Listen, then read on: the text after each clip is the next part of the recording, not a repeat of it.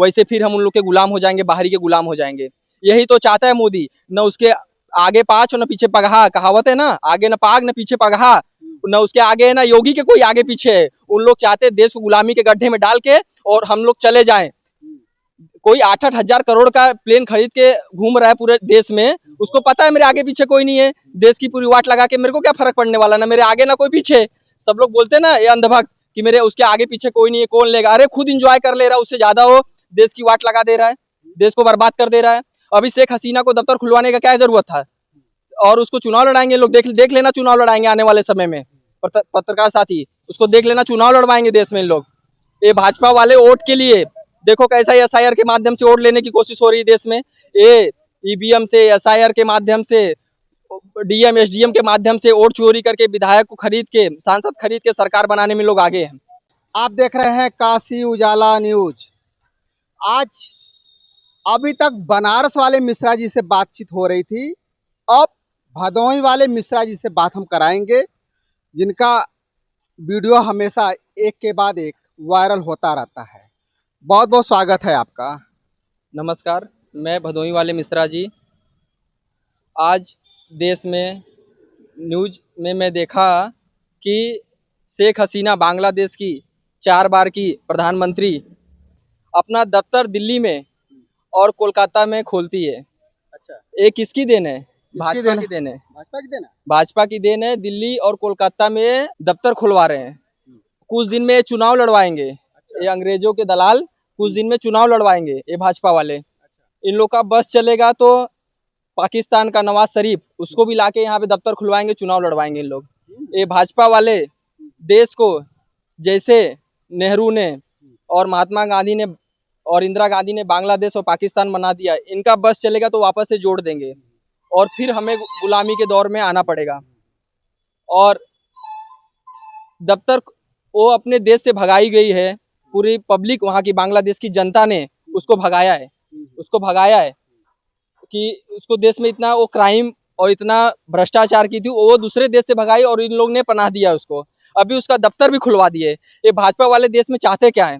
हिंदुस्तान वाले को कुछ मिल ही नहीं रहा है। स्कूल बंद हो रहा है, कॉलेज बंद हो रहा है, इतना बाढ़ आ जा रहा है, बाढ़ की कोई सुविधा नहीं है, और बाहर से आए लोगों को दफ्तर खुलवा के दिया जा रहा है। मेरे को लगता है ममता बनर्जी के सामने लोग चुनाव लड़ाएंगे और प्रत्याशी बनाएंगे आने वाले समय में। अच्छा, आपको लगता है कि जो देश के प्रधानमंत्री हैं, ये बंगाल देश से जो प्रधानमंत्री शेख हसीना को ला रहे हैं, इससे देश को खतरा नहीं लगता?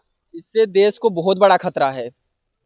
एक दिन ऐसा समय आएगा देश में कि हम लोग जैसे अंग्रेजों के गुलाम थे, वैसे फिर हम उन लोग के गुलाम हो जाएंगे, बाहरी के गुलाम हो जाएंगे। यही तो चाहता है मोदी। न उसके आगे पाँच और न पीछे पगहा, कहावत है ना, आगे न पाग न पीछे पगहा। न उसके आगे है ना योगी के कोई आगे पीछे है। उन लोग चाहते हैं देश को गुलामी के गड्ढे में डाल के और हम लोग चले जाएं। कोई 8-8 हजार करोड़ का प्लेन खरीद के घूम रहा है पूरे देश में, उसको पता है मेरे आगे पीछे कोई नहीं है। देश की पूरी वाट लगा के मेरे को क्या फर्क पड़ने वाला, ना मेरे आगे ना कोई पीछे।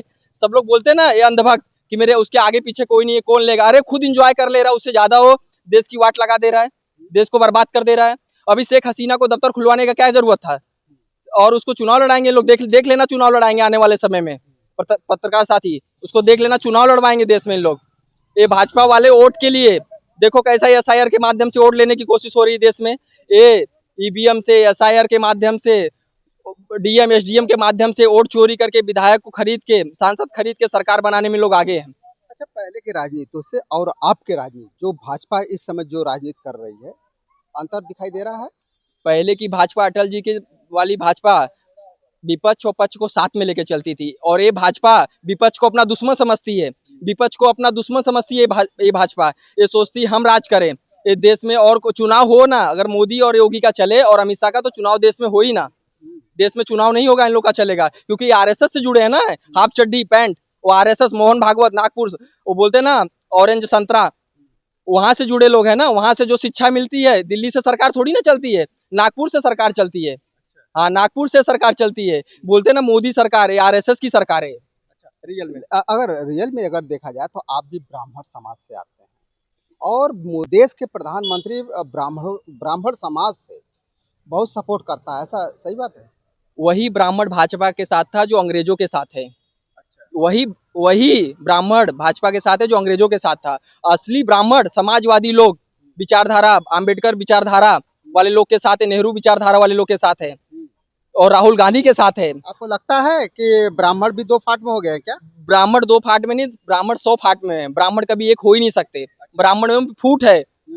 जो भाजपा अपने तरफ खींची हिंदुत्व के नाम से, अंधभक्त का और गोबर और गाय का मूत पिला के ये जो खींची अपनी तरफ, एक ब्राह्मण देखना कब घसक जाएंगे उसके पास। कभी मायावती, कभी सपा, कभी बसपा, कभी बीजेपी, कभी कांग्रेस। ब्राह्मणों का एक दर है ही नहीं देश में। ये सिर्फ बोलते ना, अब जहां इनको फायदा होएगा, जिसकी सरकार उसके पीछे। आज बीजेपी का लहर था, उसके पीछे। अभी देखना सपा का लहर आ गया, अब सपा के पीछे चले जाएंगे, देख लेना आने वाले समय में। तो क्या लगता है कि इस समय जो राजनीति हो रही है, शेख हसीना के आने से देश में एक हलचल सी मच गई है? कहीं कहीं तो देखने को मिल रहा है, कहीं ऐसा ना हो कि तोड़ फोड़ स्टार्ट हो जाए। अरे मैं जब न्यूज में ये बात देखा तो मैं खुद होश से उड़ गया मेरा, कि अरे शेख हसीना का दफ्तर खोला जा रहा है देश में, उनको चुनाव लड़ाया जाएगा। बंगाल में, दिल्ली में उनका दफ्तर खोला जा रहा है। जिसको रहने का शरण नहीं अपने देश में, उसको अब हिंदुस्तान में शरण दिया जा रहा है। इसीलिए अंग्रेजों ने गुलामी करवाया ना भारत देश को, यही कारण है ना, इसी चापलूस वाले लोग से। ये अंग्रेज के जो दल्ले बैठे हैं सत्ता में, इन्हीं को वजह से देश बर्बाद हुआ है ना। अब फिर वही चालू हो रहा है सिस्टम, फिर वही 200 बरिस पुराना वाला सिस्टम आ गया है। देश को इन लोग पूरे कुएं में, समुद्र में घुसेड़ के और इन लोग चले जाएंगे।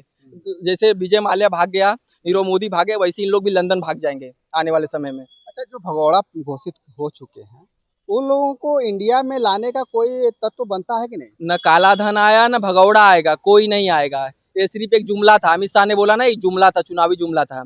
लोगों को चूतिया बनाया, अंधभक्तों को चूतिया बनाया, हिंदुस्तान की जनता को चूतिया बना के वोट ले लिया, राज कर लिया। अब इनका जाने का समय आ गया, इनको भी पता है, तो एक एक नया नया नियम निकाल रहे हैं। अभी एक और आया है कि 1 महीने के अंदर प्रधानमंत्री, मुख्यमंत्री, सांसद अपने पद से जाना पड़ेगा, ऐसा बिल लेके आए लोग संसद में। आपको पता रहेगा पत्रकार साथी, अभी एक नया बिल लेके आए लोग। अच्छा, जिस तरह से सदन में जो बिल लाए हैं, उस बिल को फाड़ फाड़ सारे सांसद उनके चेहरे पे फेंक रहे थे, ऐसा क्यों?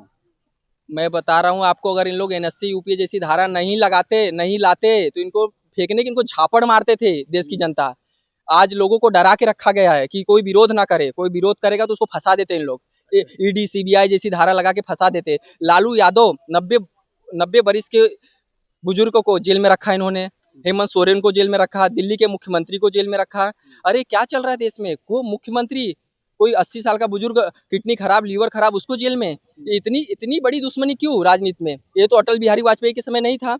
इन लोग सिर्फ अपनों सत्ता में राज करने के लिए देश को किसी भी हद तक गिरा सकते हैं, ये भाजपाई।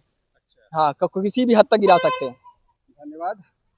अभी हमारी बातें हो रही थी भदोही वाले मिश्रा जी से। आप इनके बातों से कितना सहमत हैं, हमें कमेंट बॉक्स में लिख करके जरूर बताइएगा। इस वीडियो को ज़्यादा से ज़्यादा शेयर कीजिएगा, सब्सक्राइब कीजिएगा। फिर मिलेंगे नए वीडियो के साथ, तब तक के लिए नमस्कार।